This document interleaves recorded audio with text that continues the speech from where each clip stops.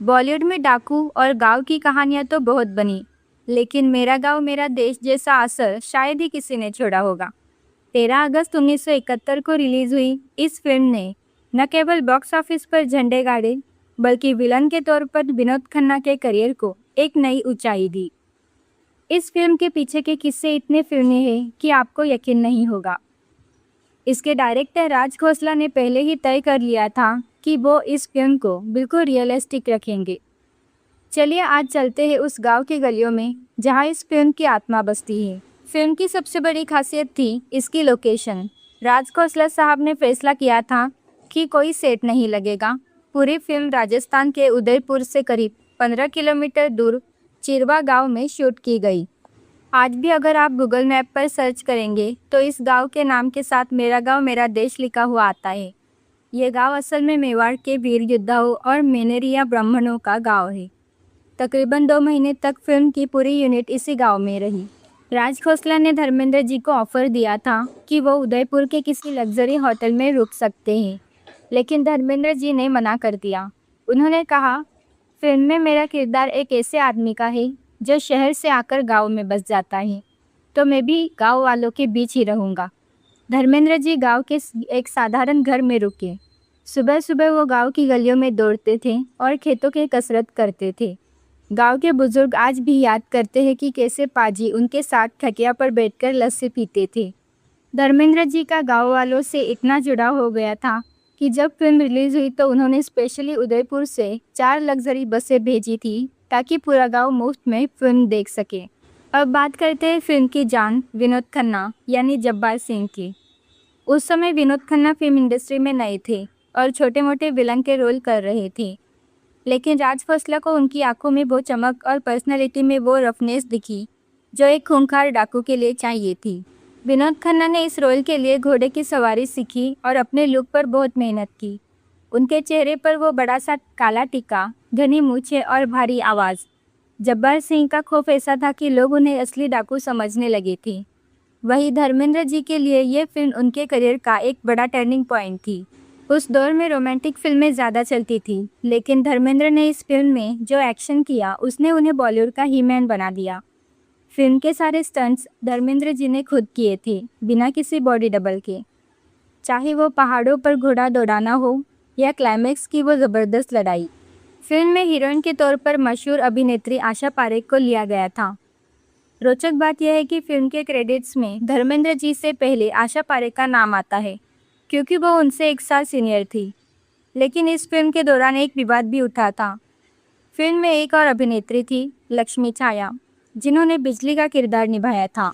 दर्शकों को बिजली का किरदार इतना पसंद आया कि कुछ लोगों का कहना था कि लक्ष्मी छाया का रोल आशा पारेख से भी बड़ा और प्रभावशाली था। उस समय की फिल्मी पत्रिकाओं में ये अफवाह उड़ी थी कि आशा जी इस बात से नाराज़ थी। हालांकि बाद में उन्होंने इन खबरों को सिरे से खारिज कर दिया। फिल्म का म्यूज़िक लक्ष्मीकांत प्यारेलाल ने दिया था और गाने आनंद बख्शी साहब ने लिखे थे। क्या आप जानते हैं कि इस फिल्म के 5 गानों में से 4 गाने सोलो लता मंगेशकर जी की आवाज़ में थे। सिर्फ एक गाना कुछ कहता है ये सावन मोहम्मद रफ़ी साहब और लता जी का ड्यूएट था। मार दिया जाए या छोड़ दिया जाए और अपनी प्रेम कहानी जैसे गाने आज भी हर उम्र के लोगों की ज़ुबान पर रहते हैं। इन गानों ने फिल्म की कामयाबी में 4 चांद लगा दिए थे। फिल्म मेरा गांव मेरा देश में डाकू का नाम था जब्बार सिंह विनोद खन्ना और शोले में डाकू का नाम रखा गया गब्बर सिंह अमजद खान। सिर्फ नाम ही नहीं बल्कि लहजा भी। मेरा गांव मेरा देश के एक सीन में विनोद खन्ना गुस्से में चिल्लाते हैं, सुअर के बच्चों, और यही डायलॉग हमने शोले में गब्बर सिंह के मुंह से भी सुना था। यही नहीं, फिल्म में एक रिटायर्ड फौजी मेजर एक्टर जयंत थे, जिनका एक हाथ कटा हुआ है, और वो डाकू जब्बार सिंह से बदला लेने के लिए शहर से एक चोर अजीब को बुलाते हैं।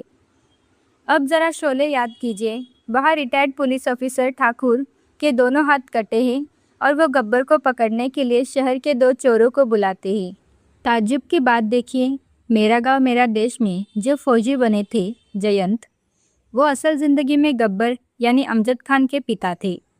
यानी पिता ने जो जंग 1971 में शुरू की थी, उसे बेटे ने 1975 में विलन बनकर पूरा कर दिया। अब बात करते हैं उस खूंखार क्लाइमैक्स की, जिसने सिनेमा हॉल में बैठे दर्शकों की चीखें निकाल दी। फिल्म के आखिर में धर्मेंद्र जी यानी अजीत को रस्सी से बांध दिया जाता है और डाकू जब्बार सिंह उनके सामने शराब पीकर जश्न मनाता है। यहाँ शोले की बसंती की तरह ही बिजली नाचती है। लेकिन असली ड्रामा तब शुरू हुआ जब धर्मेंद्र और विनोद खन्ना के बीच बेल्ट वाली लड़ाई शुरू हुई। डायरेक्टर राज खोसला चाहते थे कि ये सीन बिल्कुल असली लगे। धर्मेंद्र जी ने हाथ में चमड़े का भारी बेल्ट लिया और विनोद खन्ना पर वार करना शुरू किया। शूटिंग के जोश में एक वार इतना सटीक और जोरदार पड़ा कि विनोद खन्ना की पीठ पर सच में गहरा निशान पड़ गया और खून छलक आया। लेकिन सलाम है विनोद खन्ना की हिम्मत को। उन्होंने दर्द होने के बावजूद कट नहीं बोला और सीन पूरा किया। आज जब आप वो सीन देखते हैं तो विनोद खन्ना के चेहरे पर जो दर्द और गुस्सा दिखता है वो एक्टिंग नहीं बल्कि हकीकत थी। साल 1971 बॉलीवुड के लिए एक सुनहरा साल था। उस साल राजेश खन्ना का जादू सिर चढ़कर बोल रहा था। हाथी मेरे साथी उस साल की नंबर 1 फिल्म थी। लेकिन मेरा गांव मेरा देश ने राजेश खन्ना के उस तूफान के बीच अपनी जगह बनाई और साल की दूसरी सबसे बड़ी सुपरहिट फिल्म साबित हुई। करीब 90 लाख रुपए के बजट में बनी इस फिल्म ने उस दौर के करीब 4 करोड़ से ज़्यादा का बिजनेस किया था। अगर आज के हिसाब से इसकी तुलना करें तो ये 500 करोड़ से भी बड़ी ब्लॉकबस्टर मानी जाएगी। करीब 60 लाख लोग इस फिल्म को देखने सिनेमाघरों में पहुंचे थे। इस फिल्म की लोकप्रियता का आलम यह था कि इसे तेलुगु में भी बनाया गया। धर्मेंद्र जी को इस फिल्म के लिए बेस्ट एक्टर का फिल्म फेयर नॉमिनेशन मिला था। हालांकि उस साल ये अवार्ड राजेश खन्ना आनंद के लिए ले गए। इस फिल्म के सेट पर एक और ऐतिहासिक दोस्ती की शुरुआत हुई थी। क्या आप जानते हैं कि इस फिल्म में राज खोसला के असिस्टेंट डायरेक्टर के तौर पर कौन काम कर रहा था? वो थे आज के मशहूर डायरेक्टर महेश भट्ट। महेश भट्ट और विनोद खन्ना की मुलाकात इसी फिल्म के सेट पर हुई और दोनों पक्के दोस्त बन गए। आगे चलकर जब महेश भट्ट का करियर डूब रहा था तब विनोद खन्ना ने ही उन्हें अपनी फिल्म लहू के 2 रंग के लिए डायरेक्टर के तौर पर रिकमेंड किया था। इतना ही नहीं, विनोद खन्ना को पहली बार ओशो रजनीश के आश्रम में भी महेश भट्ट ही लेकर गए थे। मेरा गांव मेरा देश ने न सिर्फ एक सुपरहिट फिल्म दी बल्कि बॉलीवुड को एक ऐसी दोस्ती दी जिसने कई साल तक इंडस्ट्री पर राज किया। फिल्म में एक छोटा बच्चा है जिसके साथ धर्मेंद्र जी के कई सीन हैं। एक सीन में धर्मेंद्र उस बच्चे को कच्छा पहनाते हुए कहते हैं, आओ तुम्हें मैं देवानंद बनाता हूँ। यह असल में राज खोसला साहब का अपने पसंदीदा एक्टर देवानंद जी को एक छोटा सा ट्रिब्यूट था। इसके अलावा फिल्म में एक पागल महिला का किरदार निभाने वाली एक्ट्रेस पूर्णिमा को याद कीजिए। उनके और धर्मेंद्र के बीच के इमोशनल सीन्स ने सबकी आंखें नम कर दी थी। बहुत कम लोग जानते हैं कि पूर्णिमा जी असल में महेश भट्ट की मौसी और आज के सुपरस्टार इमरान हाशमी की दादी थी। तो दोस्तों, मेरा गांव मेरा देश सिर्फ एक फिल्म नहीं थी बल्कि ये बॉलीवुड की उन चुनिंदा फिल्मों में से एक है जिसने आने वाली कई पीढ़ियों के निर्देशकों को प्रेरणा दी।